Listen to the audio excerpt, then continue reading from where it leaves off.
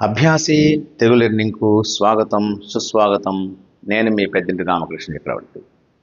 ఈరోజు మనం ఛందస్సులోని వృత్త పద్యాల్లో మత్తేభం గురించి నేర్చుకుందాం. మత్తేభం అంటే అర్థం మత్తుగా గంభీరంగా నడిచేటువంటి ఏనుగు అని అర్థం. దీనినే మత్తేభ విక్రీడితమని కూడా అంటారు. తెలుగులో దీన్ని అశ్వధాటి అని పిలుస్తారు. ఇందులో ప్రతి పద్యంలో 4 పాదాలు ఉంటాయి.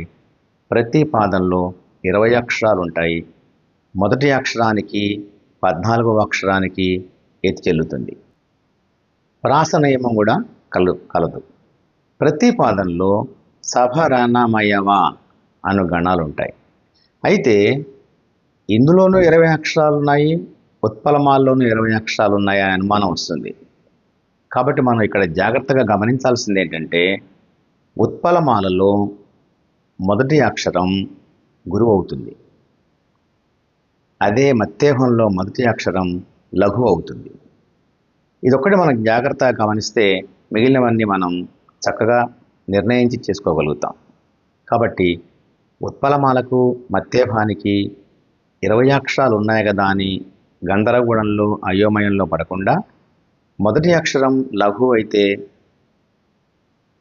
మత్తేభం అని, మొదటి అక్షరం గురువైతే ఉత్పలమాల అని ఒక గుర్తు పెట్టుకుని మనం నిర్ణయించుకోవాల్సి ఉంటుంది.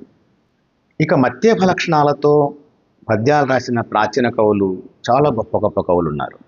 వారిలో నన్నయ్య భట్టు, పోతన, శ్రీనాథుడు, అల్లసాని పెద్దన, తెనాలి రామకృష్ణ కవి లాంటి హేమాహేమిలు మహామహులైనటువంటి దిట్టమైన కవులు మత్తేభ పద్యాలు రాశారు.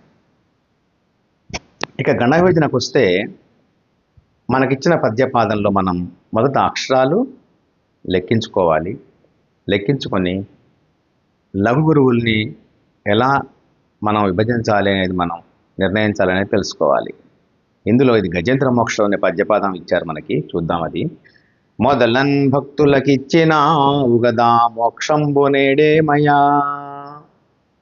ఇందులో ద్విత్వాక్షరాలని సంయుక్తాక్షరాలని కనుక్కొని మనం జాగ్రత్తగా 3 అక్షరాలుగా గణ విభజన చేసుకొని సభరణమయవ అనే గణాలని మనం గుర్తించి వాటికి లఘువుల్ని గురువుల్ని గుర్తించాల్సి ఉంటుంది. మనం ఇంతకుముందు నేర్చుకున్నాం. అంత్య గురువు సగణం, ఆది గురువు భగణం, మధ్య లఘువు రగణం, 3 లఘువులు నగణం, 3 గురువులు మగణం, మొదటి లఘువు యగణం. ఒక లఘువు ఒక గురువు వస్తే అది వగణం అని మనం నేర్చుకున్నాం. ఈ విధంగా మనం జాగ్రత్తగా గమనించి లఘువుల్ని గురువుల్ని గుర్తించాలి. ఏమాత్రం అయోమయమైనా కూడా మనం దాన్ని ఉత్పలమాలగా భావించి తప్పుగా లఘు గురువుల్ని గుర్తించేటువంటి ప్రయత్నం చేస్తాం. కనుక చాలా జాగ్రత్తగా, సమయస్ఫూర్తిగా, చాకచక్యంగా మెలగాలి. సరైన దాన్ని నిర్ణయించి గుర్తించాలి. కాబట్టి సభరణమయాలు గుర్తించి మత్తేభ పద్యపాదాన్ని మనం ఆ లక్షణాలు రాసి, ఈ మొదటి అక్షరం మోకి 14వ అక్షరం మోకి ఇతిమైత్రి చెల్లుతుందని చూపించి మనం దీన్ని చేయాల్సి ఉంటుంది. చక్కగా నేర్చుకోండి, శ్రద్ధగా చూడండి, మనసుకి బాగా అంటిపెట్టుకునేలా చూసుకోండి. తెలుగు భాషను ప్రేమిద్దాం, తెలుగు భాషను కీర్తిద్దాం. ఓం శ్రీ సరస్వత్యై నమః.